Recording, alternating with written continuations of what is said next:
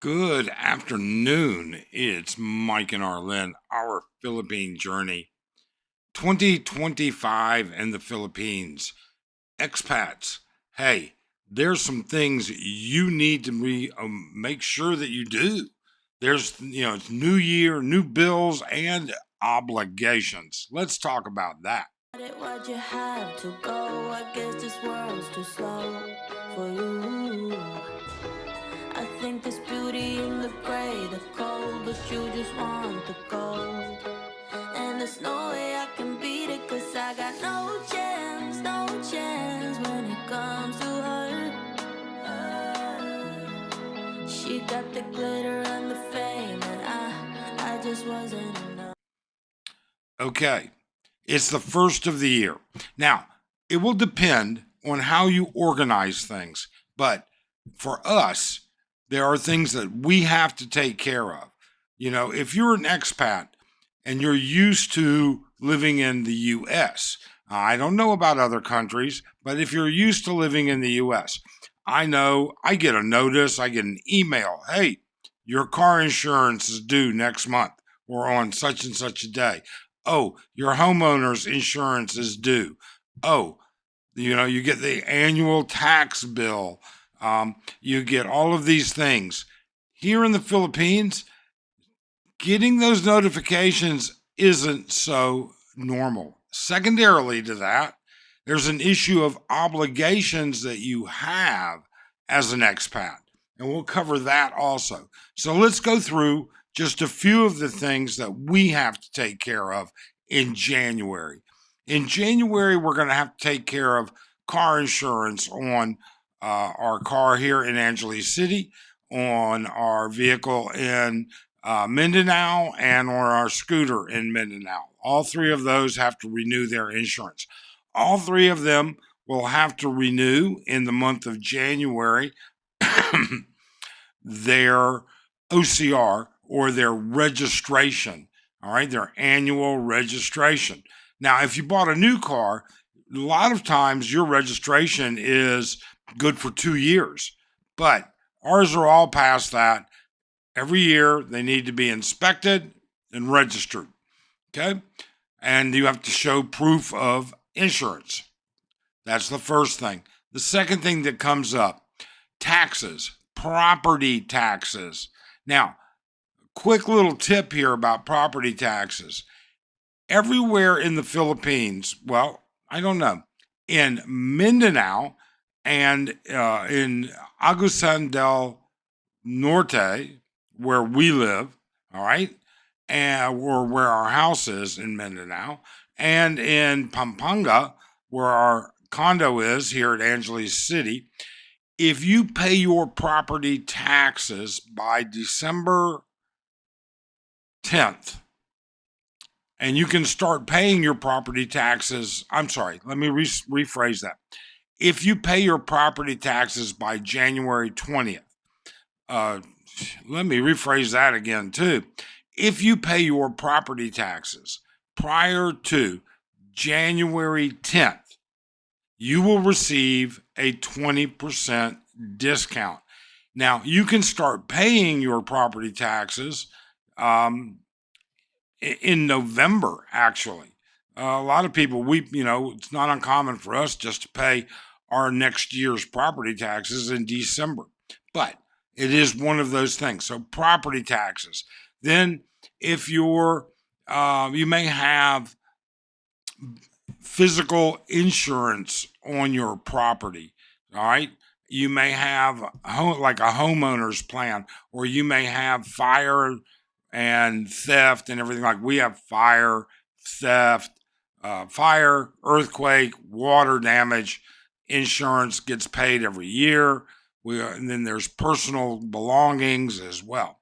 So there's all of those things that we have to take care of every year.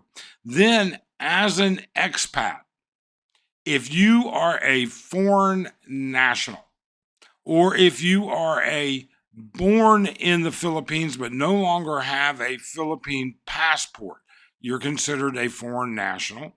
All right. You have to file your annual report. You can go on the Bureau of Immigration website. It is so simple to do online. It's not even funny. I made a mistake, and here's the mistake I made. I said, "Oh, it's going to be just like last year." I went online at 11:28 this morning to make my appointment. I could make an appointment at noon today, so I said, "Okay, I'll do that." They send you an email. It's got a link. It's a Google Meeting link. You go to that at noon. I went to it at noon, and I waited and waited and waited. Nothing. I said, well, let me X this out, and I'll do it again. Waiting, waiting, waiting.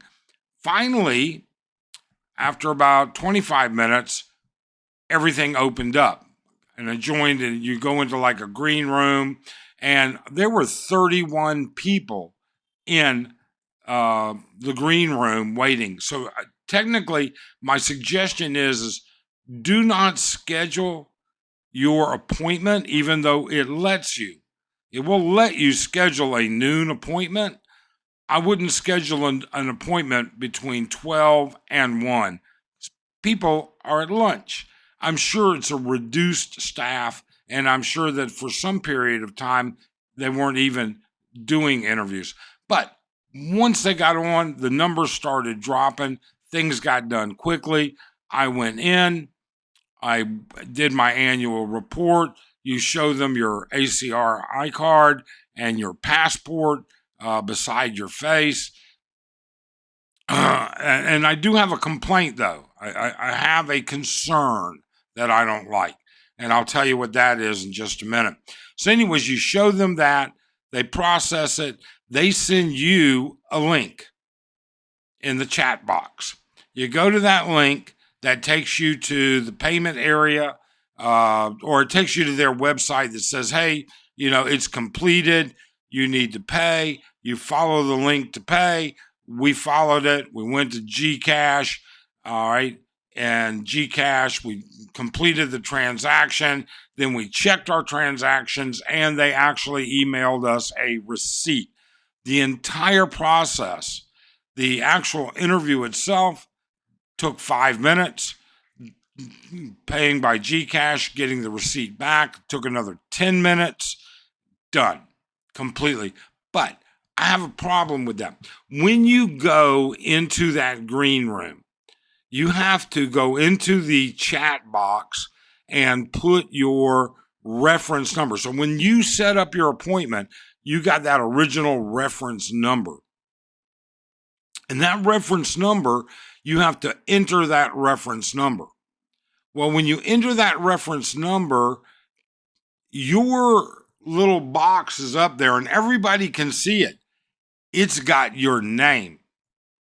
And we keep our full name private. Now, just so happens, we're registered under Google under Our Philippine Journey. And that's how it came up. And they didn't have a problem with that.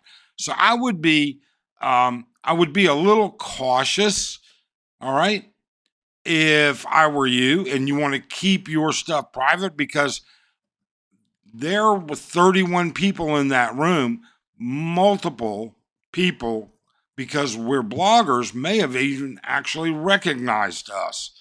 I kind of got the feeling there was one guy who was looking at me, I don't know whether he was looking at me. He was certainly looking at the screen. He might have noticed us. He might have recognized us. So be careful about that. Secondarily, there are other things that you may need to do. If you are an SRRV holder, you must file an annual report. If you are a 13A, if you are balikbayan, if you are any kind of a visa other than a tourist or temporary visa, is required to file an annual report. Now, I've heard people say, oh, I'm a balikbayan, I don't have to do it. Well, if you go to BI, I don't find where it excludes balikbayan anywhere at all. It says all foreign nationals. Period. End of story. It does specifically say, yes, SRRV need to file an annual report. So these are things. It's the first of the year. You got to get those, keep in mind. Do I have insurance? Am I got a health insurance or a life insurance plan? Do I have premium payments? Do I have whatever? For whatever reason. Now, if you don't own a vehicle, well, you can skip all of that. And if you don't own property, you can skip all of that. But the one thing you're going to have to do, unless you're on a tourist visa or a temporary visa, is file that annual report. There may be other things that we don't deal with, but you do. So, for instance, in the comments below, let us know, are there other requirements that you run across that you have to deal with on an annual basis and you need that little gentle reminder? Let us know in the comments below. Also, let us know about the security issue of having your full name out there in a room full of people, anonymous, and where you actually post your reference number. So, let us know. Otherwise, please do subscribe, hit that thumbs up. We'd certainly appreciate it. Have a great day.